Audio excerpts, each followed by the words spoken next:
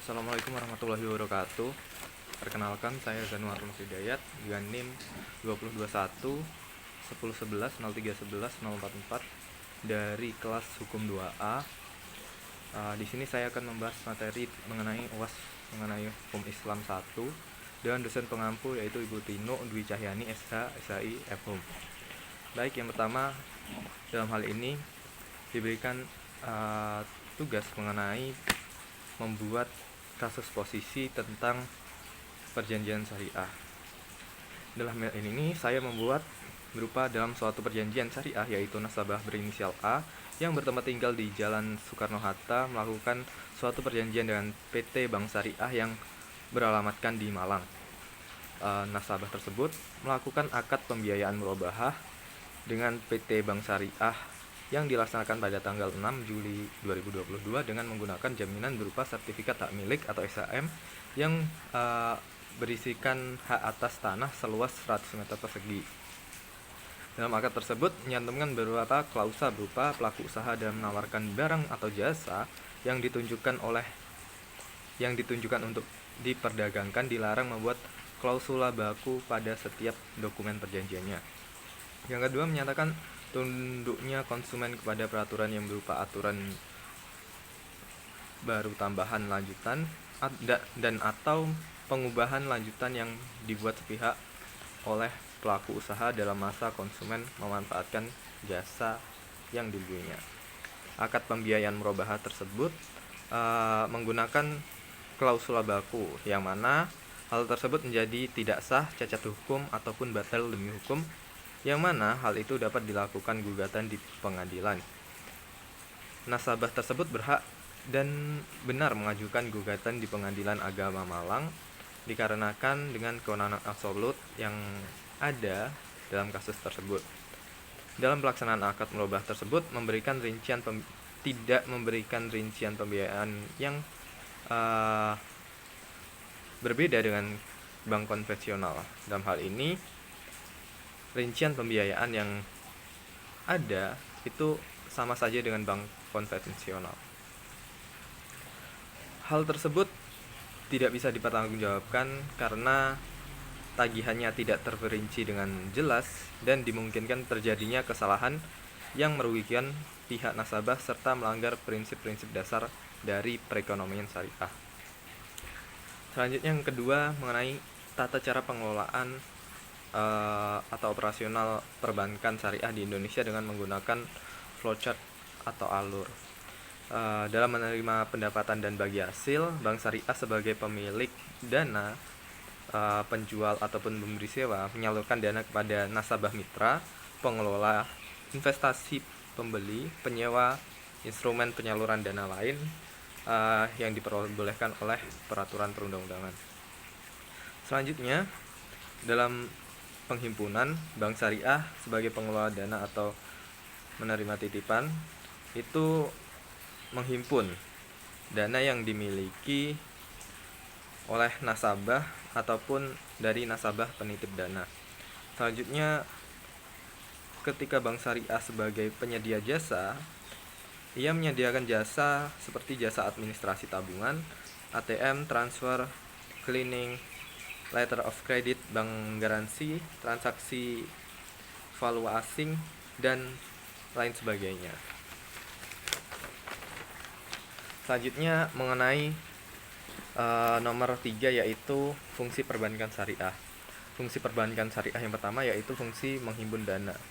Fungsi menghimpun dana dari masyarakat ini terdapat dua bentuk cara bank syariah dalam menghimpun dana, yaitu dengan berbentuk titipan itu menggunakan alat akad al-wadiyah dan berbentuk investasi dengan menggunakan akad al-mudarobah. Akad wadiyah yaitu akad yang memungkinkan bank syariah untuk menyimpan dana milik masyarakat. Akad mudarobah yaitu mampu mengelola dana dan investasi yang diberikan oleh pemilik dana. Jenis produk yang ditawarkan pun yaitu mengenai tabungan wadiyah, tabungan murabah, giro wadiah, deposito murabahah, dan jenis investasi syariah lainnya.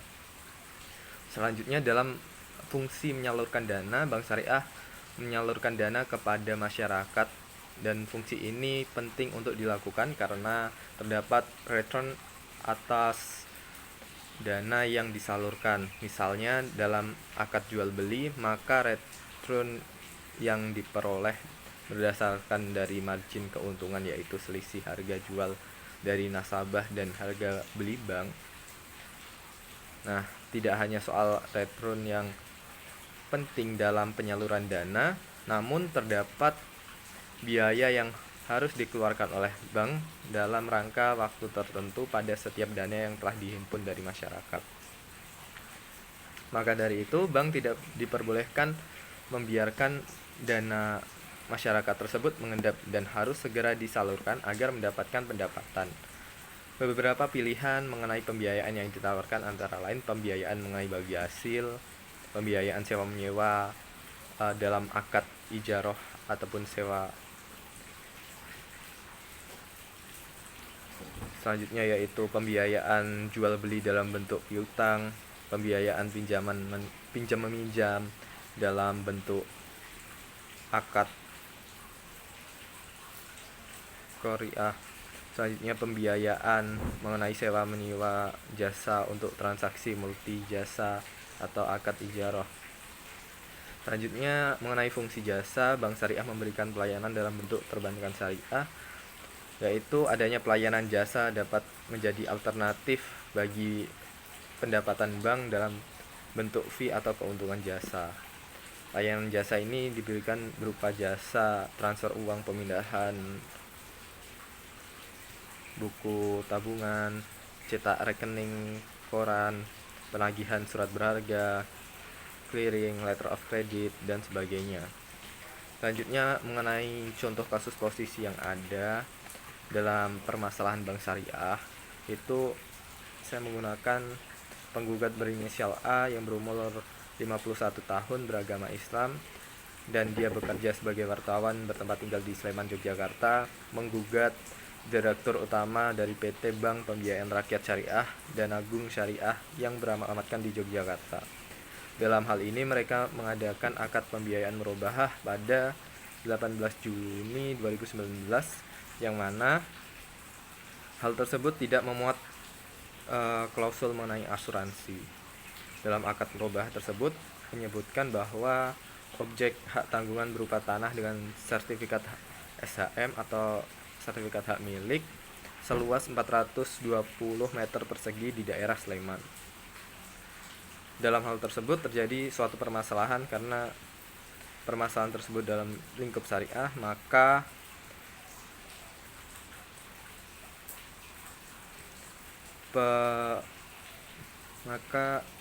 pengadilan yang berwenang yaitu Pengadilan Tinggi Agama Sleman dalam hal ini